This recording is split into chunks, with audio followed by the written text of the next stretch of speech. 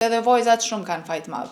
Për çka me provoku të dashurin, për çka me provoku një mashkull rrugës, për çka mu zhvesh deri në atë gjendje se nuk e din njeri a je në qytet, a je në Bregdet.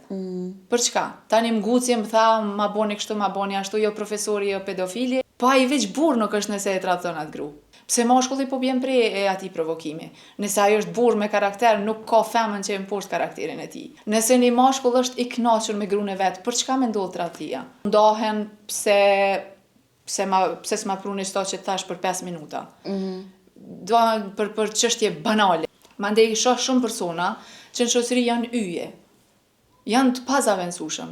Mirë po te gruaja ose te burri janë të tmerrshëm. Shumë mirë. E përmendën pjesën që turojnë me gjetë dikën. A guxojnë ai më të pyet edhe na pak sa i përket kësaj pjese se e lash kafuni. Koim, çka këto boema, nuk po do të thonë me të pyet sa vjet i kije kur e kim plane kështu po a ka diçka trepi teje.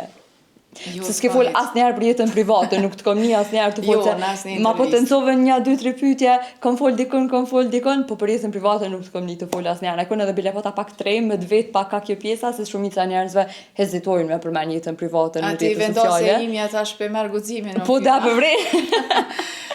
Jo, nuk ka tri asgjë. Jam beqare, jam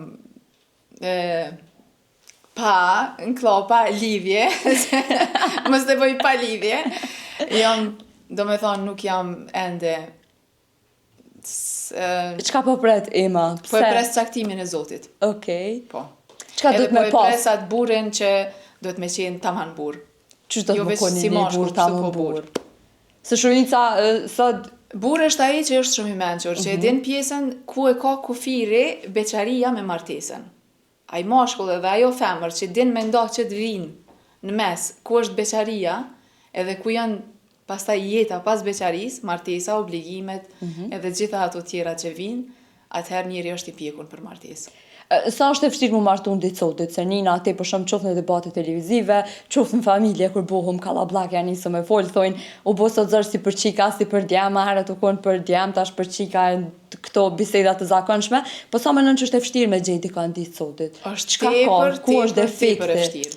Se sot njerëzit nuk e vlerësojnë dashurinë, por e vlerësojnë materialen edhe e vlerësojnë atë qendrën e vëmendjes.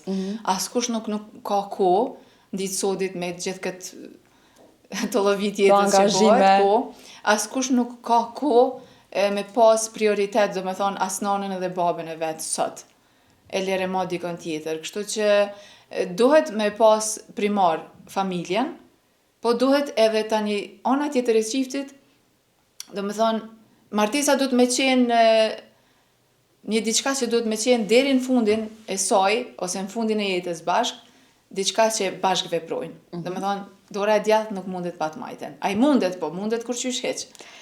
Edhe nuk duhet me qenë ngarë martesa. Unë nuk e kom provu asnjëherë as fejesën as martesën, mirë po tu i pa të tjerët edhe vështirësitë që po hasin të tjerët, për shembull ndahen pse s'ma pruni sto që thash për 5 minuta.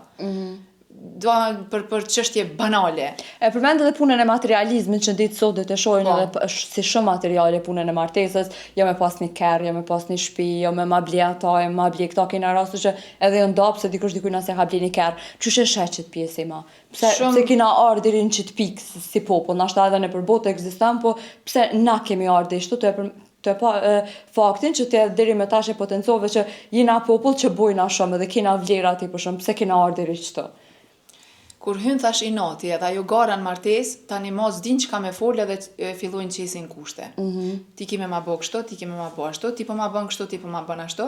Edhe aty humb gjuha e përbashkët, që quhet për me qenë sukses i një martese.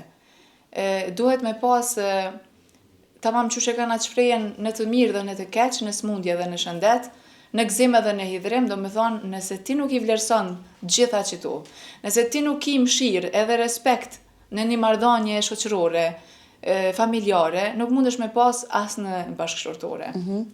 Mandej shoh shumë persona që në shoqëri janë yje. Janë të pazavendësueshëm. Mirë po te gruaja ose te burri janë të tmerrshëm. Fillojnë ta bëj xheloz se më don më shumë, do arsye pa lidhje. Nuk e bën dikan me desht më shumë nëse i jep llogari me qenë xhelozia ose gjërat e tjera prioritet. Ato veç e shembin martesën, e shembin lidhjen, e shembin dashurinë. Ku mendon që është që tash faj ma shumë atë djentët dhe qikat? Të dy palët. Kush po e tërhekës po e këput? Heq nuk jam feministe në këtë rast. Absolut heq. Se dhe vajzat shumë kanë fajt madh. Për çka me provoku të dashurin, për çka me provoku një mashkull rrugës, për çka mu zhvesh deri në atë gjendje se nuk e din njeri a je në qytet, a je në Bregdet. Për çka? Tani mgucje më tha, ma boni kështu, ma boni ashtu, jo profesori, jo pedofili, gjitha këto ndodhin shumë keq. Po edhe një mashkull, pse me ra pre, nëse dojnë mi fajsu femnat, pse mashkulli po bjen pre e ati provokimi. Nëse ajo është burr me karakter, nuk ka femën që e mposht karakterin e tij. Nëse një mashkull është i kënaqur me gruën e vet, për çka me ndodh tradhtia? Ose me fëmijët e vet. Nëse një gru, një burrit, ja respekton familjen, ja shikon domethënë gjitha anë primare i bën para vetes çojna, e çet burrin, po ai veç burr nuk është nëse e tradhton atë gru. Se di çka me thonë tjetër se.